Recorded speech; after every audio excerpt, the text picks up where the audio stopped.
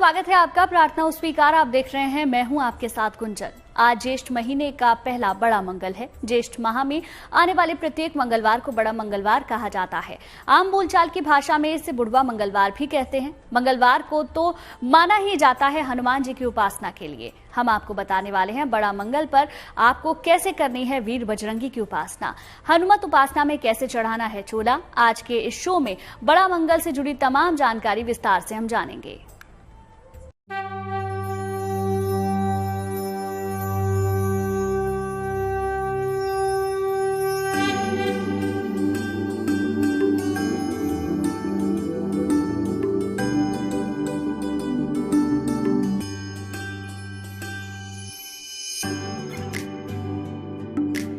ज्येष्ठ महीने का पहला मंगलवार।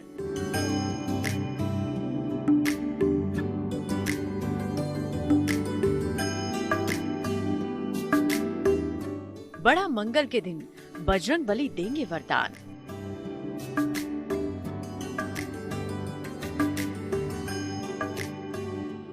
बुढ़वा मंगल बनाएगा सारे बिगड़े काम,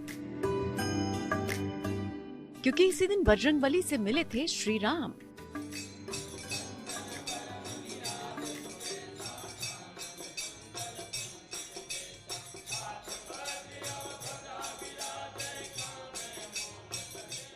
ज्येष्ठ महीने के सभी मंगलवारों में भगवान हनुमान की विशेष आराधना की जाती है और भक्त राम कथा, सुंदरकांड के साथ भंडारे जैसे मांगलिक काम करवाते हैं।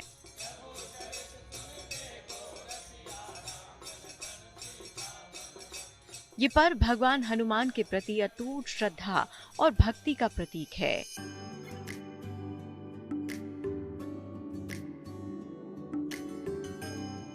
इसे बुढ़वा मंगल भी कहा जाता है। इस दिन पूजा अर्चना करने से भक्तों के सभी कष्टों का अंत होता है।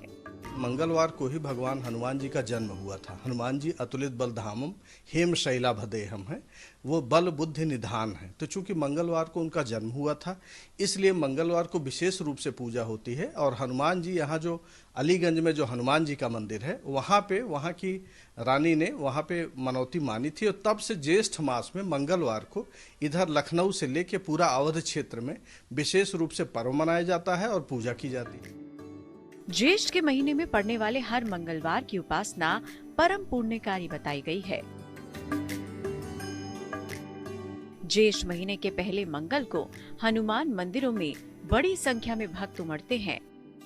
बजरंग बली की पूजा अर्चना कर उनकी कृपा और आशीर्वाद मांगते हैं। मान्यता है कि ज्येष्ठ के महीने में ही भगवान राम से उनके दूत हनुमान की मुलाकात हुई थी।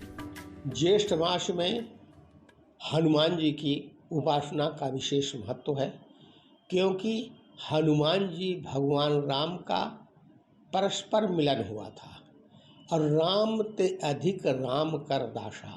यदि हम हनुमान जी की उपासना करेंगे तो साथ में भगवान श्री राम और लक्ष्मण की और जानकी जी का भी पूजन का वही फल प्राप्त होता है। इसीलिए भक्त और भगवान के इसी मिलन की तिथि को उत्सव के रूप में मनाने की परंपरा है, जो त्रेता युग से जुड़ी है। ज्येष्ठ महीने में 5 बड़े मंगल। पहला बड़ा मंगल 13 मई, दूसरा बड़ा मंगल 20 मई, तीसरा बड़ा मंगल 27 मई, चौथा बड़ा मंगल 2 जून, पांचवा बड़ा मंगल 10 जून। ज्येष्ठ मास में सूर्य सबसे अधिक दिन रहता है। इस वजह से ज्येष्ठ मास में जितने भी दिन मंगलवार पड़ते हैं वो सभी को बड़ा मंगलवार कहा जाता है। और इस दिन मंगल अपने चरम पे रहता है और इससे हमारे जो कुंडली में मंगल के दोष होते हैं उसके निवारण के लिए सबसे उत्तम मास बताया गया है। इसलिए जिस भी व्यक्ति की कुंडली में मंगल दोष हो, मंगल ग्रह के लिए मंगलवार के दिन शांति करनी चाहिए।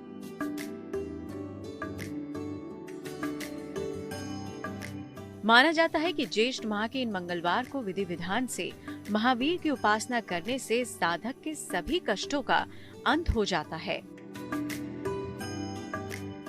इस दिन देश भर के हनुमान दरबार को भक्तों के लिए सजाया जाता है। हनुमान जी की जो पूजा की विधि है उसमें बजरंगबली, चूंकि हनुमान जी लाल देह लाली लसे और उधर लाल लंगूर हैं, तो चूंकि लाल शरीर से हैं इसलिए रक्त वस्त्र धारण करके हनुमान जी की आराधना की जाती है। हनुमान चालीसा का पाठ किया जाता है या हनुमान जी के जो मंत्र हैं हनुमत कवच का पाठ किया जाता है। तो ये हनुमान चालीसा, हनुमत कवच, ओम क्लीं नमः हनुमते भगवते रंग ह्रीं, ये विशेष मंत्र है, विशेष प्रयोग है। तो इन सबको करने से हनुमान जी की कृपा मिलती है। संकट मोचन हनुमान का पूजन करने से सारे संकट दूर हो जाते हैं। इसीलिए अब आपको बताते हैं कि आखिर आपको कैसे करनी है बड़े मंगल पर हनुमान उपासना। बड़े मंगल का व्रत रखकर हनुमान जी की पूजा अर्चना करनी चाहिए। हनुमान चालीसा का पाठ करना चाहिए। बजरंग बाण का भी पाठ करना लाभकारी होता है। स्नान करके हनुमान जी को रोली चंदन का तिलक लगाएं। हनुमान जी को लाल वस्त्र से अत्यधिक प्रेम है, इसीलिए लाल वस्त्र का दान करने पर विशेष फल प्राप्त होता है। बड़ा मंगल इसीलिए कि ये ज्येष्ठ है, ज्येष्ठ माने सबसे बड़ा। इसमें जो मंगलवार पड़ता है, क्योंकि भगवान राम का मिलन हनुमान से हुआ था, तो हनुमान जी के निमित्त इसको सबसे बड़ा मंगलवार दिन बताया गया है। क्योंकि भगवान हनुमान का जन्म पुराणों में कभी शनि कभी मंगल का उल्लेख मिलता है। हनुमान जी अपने भगवान श्री राम के बिना नहीं रह सकते। माता सीता ने उनको अजर अमर होने का वरदान दिया है। इसीलिए मान्यता है कि कलयुग में भी भगवान हनुमान चिरंजीवी हैं।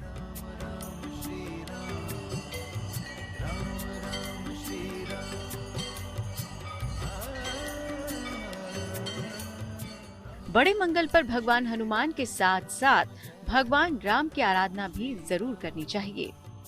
हो सके तो राम दरबार की उपासना करनी चाहिए।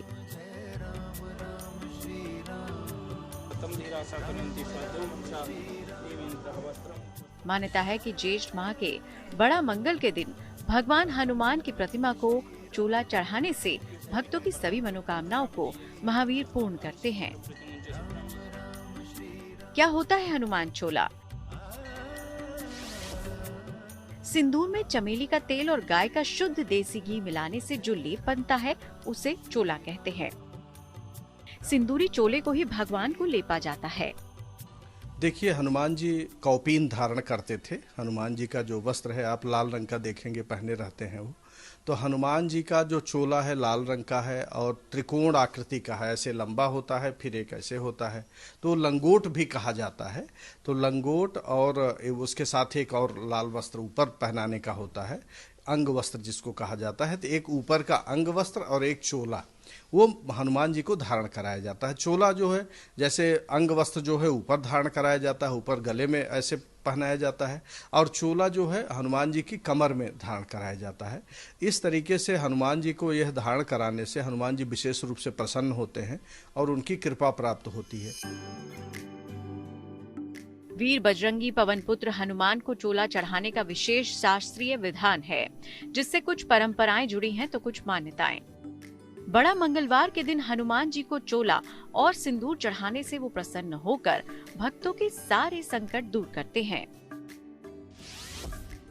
चोला चढ़ाने के लिए चमेली के तेल का ही उपयोग करें। चोला चढ़ाते समय एक दीपक हनुमान जी के सामने जलाकर रखें। दीपक में भी चमेली के तेल का ही उपयोग करें। चोला चढ़ाने से पहले प्रतिमा को स्नान करवाएं। देसी घी लगाकर उस पर सिंदूर का चोला चढ़ा दें। चोला कभी भी 1 या 2 नहीं चढ़ाया जाता। चोला चढ़ाने के पहले संकल्प करना चाहिए।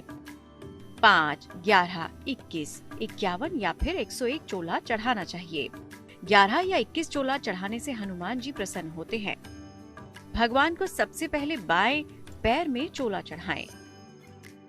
चोला हमेशा पैर से सिर की ओर चढ़ाना चाहिए। कभी भी चोला सिर से पैर की ओर न चढ़ाएं। चोला चढ़ाने के बाद हनुमान जी को साफ वस्त्र और जनेऊ पहनाएं। रेशम का लाल धागा अर्पित करके उसे गले में धारण करें, लाभकारी होगा। आखिर में भगवान को भोग लगाकर आरती करें और हनुमान चालीसा का पाठ करें। हनुमान जी के उतरे हुए चोले को चांदी के डिब्बे में भर कर रख सकते हैं या फिर उसे बहते पानी में प्रवाहित भी कर सकते हैं। लेकिन डिब्बे में भरे पुराने चोले को हर महीने की पूर्णिमा पर हनुमान जी के सामने रखकर धूप दीप दिखाना जरूरी होता है। आगे हम आपको बुढ़वा मंगल से जुड़ी पौराणिक कथा भी बताएंगे। तब तक आप बने रहिए हमारे साथ, देखते रहिए प्रार्थना हो स्वीकार। मंगलवार का दिन हनुमान जी को समर्पित होता है। मंगलवार के दिन विधि विधान से हनुमान जी की पूजा अर्चना करने से जीवन के सभी कष्ट दूर हो जाते हैं। मान्यता है कि बड़ा मंगल की तिथि पर बजरंगबली की उपासना परम फलदायी होती है। लेकिन ये परंपरा पड़ी कैसे, इसके पीछे पौराणिक कहानियां भी हैं जो सदियों से पीढ़ी दर पीढ़ी चली आ रही हैं।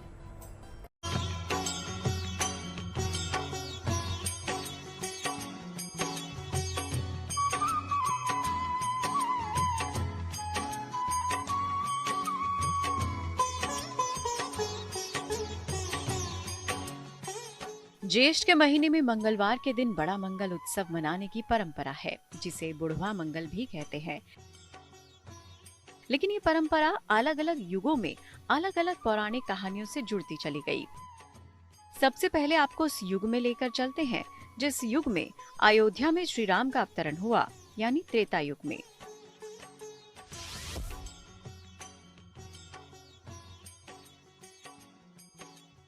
ग्रंथ रामायण का हो या फिर रामचरितमानस का, सभी ग्रंथ कहते हैं कि ज्येष्ठ महीने के मंगलवार के ही दिन सीता हरण के बाद ऋषि मुख्य पर्वत पर जंगल में भटकते सीता की खोज करते मर्यादा पुरुषोत्तम श्री राम और भाई लक्ष्मण से भगवान हनुमान विप्र भेष में मिले थे। भक्त और भगवान के इसी मिलन के उपलक्ष्य में आज तक ये परंपरा चली आ रही है। बुढ़वा मंगल से जुड़ी द्वापर युग की कहानी। बुढ़वा मंगल से जुड़ी एक पौराणिक कहानी उस दौर की भी है जब द्वापर युग में कौरव पांडव आपस में युद्ध कर रहे थे। कहते हैं कि महाभारत काल में द्रौपदी के कहने पर भीम कमल पुष्प लेने के लिए गंधमादन पर्वत पर स्थित कमल सरोवर के पास पहुंच गए।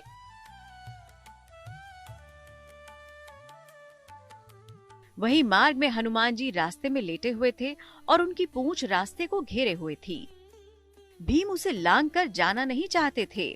भीम ने हनुमान जी से कहा कि वो अपनी पूंछ को रास्ते से हटा ले ताकि वो आगे जा सके। हनुमान जी मुस्कुराते हुए भीम की बातों को उन्होंने अनसुना कर दिया। हनुमान जी ने कहा कि तुम तो बलशाली हो, खुद ही मेरी पूंछ हटा दो और आगे चले जाओ। भीम इस बात से चिढ़ गए और हनुमान जी की पूंछ हटाने लगे। भीम ने पूरी ताकत लगाकर पूंछ को हटाना चाहा, लेकिन वो पूंछ को हिला भी नहीं सके। हनुमान जी ने भीम के बलशाली होने के घमंड को क्षण भर में ही तोड़ दिया। जब भीम थक हार गए तब उनको लगा कि ये कोई आम वानर नहीं हो सकते। भीम ने हनुमान जी से क्षमा मांगी और अपने वास्तविक स्वरूप में दर्शन देने को कहा। तब हनुमान जी मुस्कुराए और फिर अपने विराट स्वरूप का दर्शन भीम को कराया। फिर भीम हनुमान जी का आशीर्वाद लेकर वापस लौट आए। इस प्रकार से भीमसेन का घमंड टूट गया। जैसा कि नाम से आता है बड़ा मंगल, जो ज्येष्ठ मास में जितने भी मंगलवार पड़ते हैं उसको बड़ा मंगल कहते हैं। इसकी कथा द्वापर युग से प्रारंभ होती है। एक समय की बात है कि भीम का अहंकार तोड़ने के लिए हनुमान जी वृद्ध ब्राह्मण का रूप धारण करते हैं और अपने पूंछ फैलाकर बैठ जाते हैं। तब हनुमान जी के पूंछ को भीम हटाने का बहुत प्रयास करते हैं, लेकिन उस पूंछ को हटा भी नहीं पाते हैं। तब हनुमान अपना असली रूप प्रदान करते हैं और भीम को आशीर्वाद देते हैं कि हे भीम, आप जहां भी जाओगे युद्ध करोगे, आप विजय श्री प्राप्त करोगे। उसी समय से यह बड़ा मंगल का कथा हमारे समाज में प्रचलित है। बड़े मंगल के दिन भगवान हनुमान के समक्ष तेल का दीपक जलाकर चालीसा का पाठ अगर करें तो जीवन से दरिद्रता दूर होती है और जीवन में आर्थिक लाभ के योग बनते हैं। देश भर में हनुमान भक्त ज्येष्ठ माह के बड़ा मंगल को बहुत ही धूमधाम से मनाते हैं। तो चलिए आपको दर्शन करवाते हैं बजरंगबली के अनोखे धाम के, जहां जाकर होती है भक्तों की प्रार्थना स्वीकार।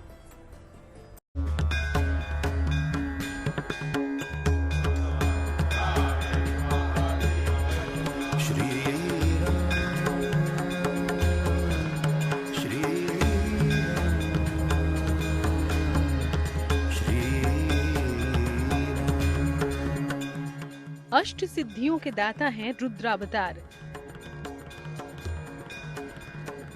मारुति नंदन सर्व कल्याणकारी हैं।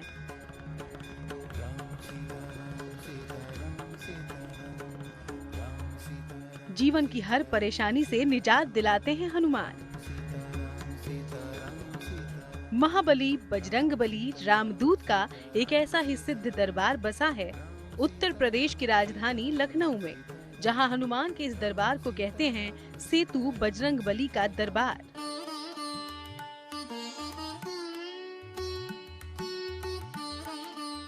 लखनऊ के हनुमान सेतु मंदिर में सफेद प्रतिमा में बजरंगबली की शक्ति प्राण प्रतिष्ठित है। पौराणिक मान्यता है कि माता सीता ने भगवान हनुमान को अजर अमर होने का वरदान दिया था।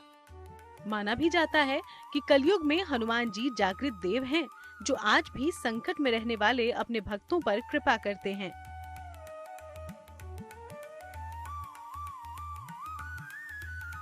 हनुमान चालीसा की चौपाइयों पर हनुमान भक्त, राम भक्त बजरंगबली की आराधना करते हैं।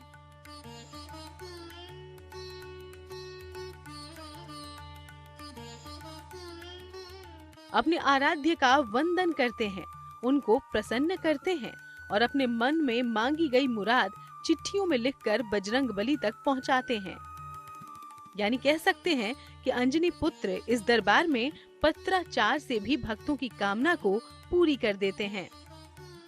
जैसा कि शास्त्रीय अनुसार है कि अगर जिसके कुंडली में मंगल दोष हो या मंगल ग्रह के लिए उसके कुंडली में कोई भी दोष उत्पन्न होता है, तो हम लोग मंगलवार के दिन प्रातः काल ब्रह्म मुहूर्त में उठकर स्नान करने के पश्चात लाल दाल, जैसा कि मसूर का दाल कहा गया है, उसका दान करना चाहिए। और मंगल ग्रह के लिए अंगारकाय नमः, इन मंत्रों का यथा संख्या जप कराने के पश्चात खैर की लकड़ी से हवन कराने से हमारे सभी मंगल ग्रह के जो दोष बताए गए हैं वो सभी शांत होते हैं।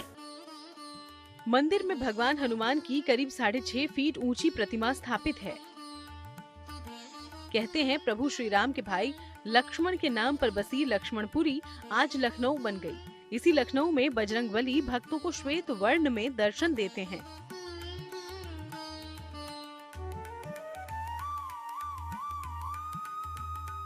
मंदिर की स्थापना से जुड़ी कथा कहती है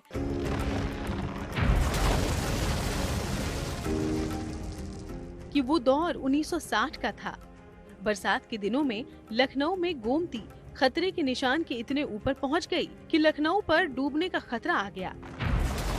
तब गोमती पर पुल बनाने की सलाह दी गई, लेकिन गोमती पर पुल बनाना आसान नहीं था, क्योंकि कहीं भी खंभा खड़ा नहीं किया जा सकता था। सभी गोमती के प्रवाह में बह जाते। कहते हैं तब बजरंगबली के परम भक्त बाबा नीम करोरी ने पुल के इंजीनियर की प्रार्थना पर उसे कहा था कि हनुमान जी ने तो लंका विजय के लिए अपने आराध्य के लिए समुद्र पर पुल बांध दिया था, तो आप भी हनुमान मंदिर का संकल्प लेकर पुल का निर्माण करें, सफलता मिलेगी।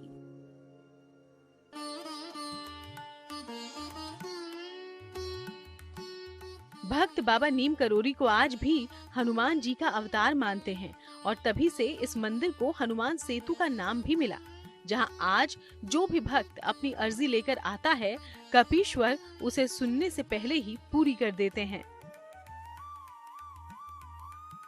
मंगल दोष मिटाने के लिए शास्त्र में आया है कि पूर्व जन्म कृतं पापम व्याधि रूप बाध्यते तच्छांतिर से जप होमार्चनादिभिः, यानी कि हमारे जन्म कुंडली में जो ग्रह बताए गए हैं, जो ग्रह विपरीत हैं, उनकी शांति के लिए हमें उसका जप करना चाहिए और उसके अनुकूल जो ग्रह में लकड़ी बताए गए हैं उसके हवन करना चाहिए और संबंधित वस्तुएं दान करनी चाहिए।